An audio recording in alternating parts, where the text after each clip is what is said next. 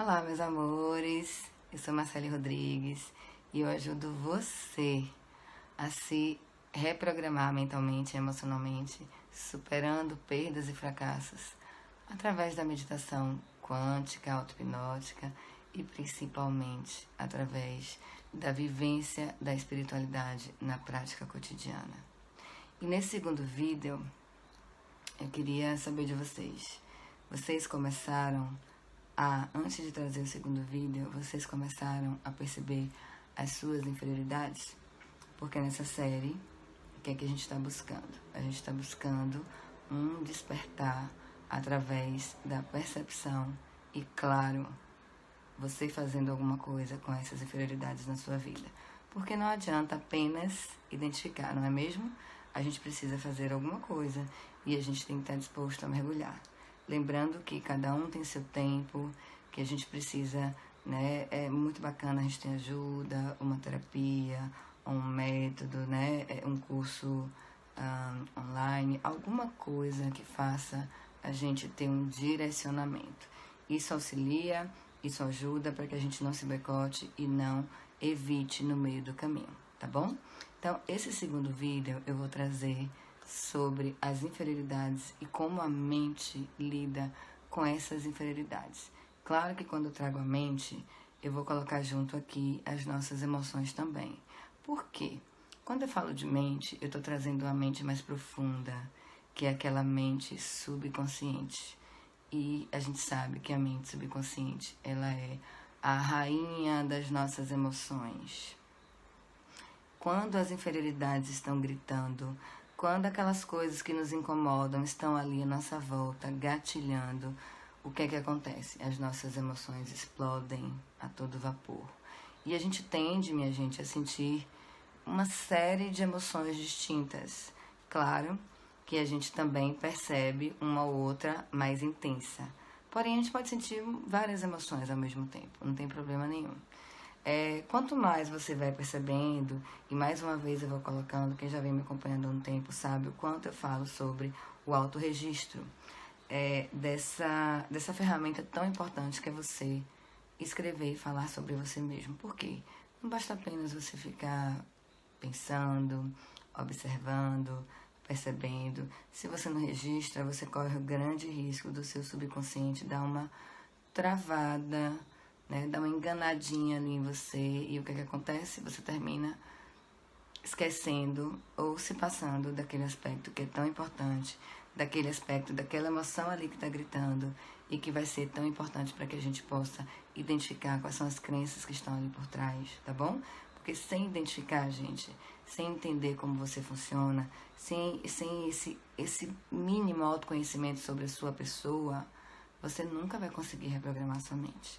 Então, a gente escuta muito falar de PNL, de meditações. Eu, particularmente, amo trabalhar com meditações, porque dá pra gente colocar várias ferramentas de profundidade, de uma maneira holística, quântica, que é o meu caso, né? Que é a minha meditação. Em uma coisa só, trabalhando aspectos diferentes e aprofundando, entrando naquela casca daquela cebola. Então, a nossa mente, o nosso subconsciente reage de uma maneira automática às inferioridades. O que quer dizer que, provavelmente, eu sempre vou me incomodar com as mesmas coisas. E o bacana disso é que isso nos dá um norte para que a gente perceba padrões. Que gatilhos, que pessoas, que situações estão acontecendo na minha vida que fazem eu me sentir sempre dessa forma? E o que significa me sentir assim? Então, por exemplo, quando eu estou com raiva do meu pai, que meu pai falou alguma coisa pra mim, ou meu pai quis me prender, ou não me deixou ir pra algum lugar. Vamos pensar assim no adolescente, né? Eu, quando era mais nova, eu passei por isso, né? Essa coisa de não poder sair muito. Só que minha mãe me prendia muito mais do que meu pai, porque ela se preocupava muito. Então vamos pensar assim, que em algumas dessas vezes, eu lá nova, adolescente, querendo descobrir o mundo, e eu cheguei e senti ali raiva, né? E aí na minha mente pode ter passado, puxa, mas os pais das minhas amigas deixam, e por que meus pais não deixam? Isso é tão injusto. Aí o significado dessa raiva nesse momento foi sentir-me injustiçada. Então, uma crença de ser injustiçada, disso não ser, de eu não merecer aquilo, né? A gente começa a ver, nesse exemplo que eu tô dando, eu costumava me vitimizar bastante. E aí, vitimizar-se, tá? Não é você ser coitadinho, mas é você adotar uma postura como se os outros, como se a vida estivesse sendo injusto com você, que você estivesse ali como uma pessoa refém dos acontecimentos. E por mais que aconteçam injustiças, por mais que situações e pessoas façam alguma coisa com você que não seja justo, que não seja legal, ainda assim, o que é que você tem condições de fazer com isso?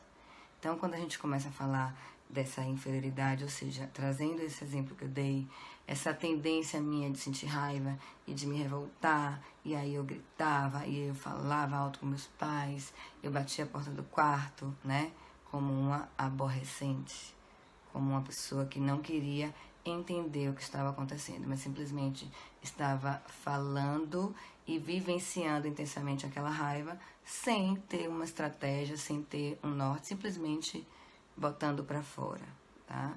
Então, essa tendência minha de impaciência, de sentir raiva, foi algo que eu comecei a perceber na minha jornada, e é algo que eu comecei a, principalmente, não só a perceber o que eu sentia, mas quais eram os gatilhos e as pessoas que geralmente desencadeavam isso em mim. Então, a nossa mente, ela costuma, o subconsciente, ele vai entendendo alguns desses gatilhos e ele costuma padronizar, automatizar isso daí. O que quer dizer que se eu não atuar sobre isso, o que é que vai acontecer?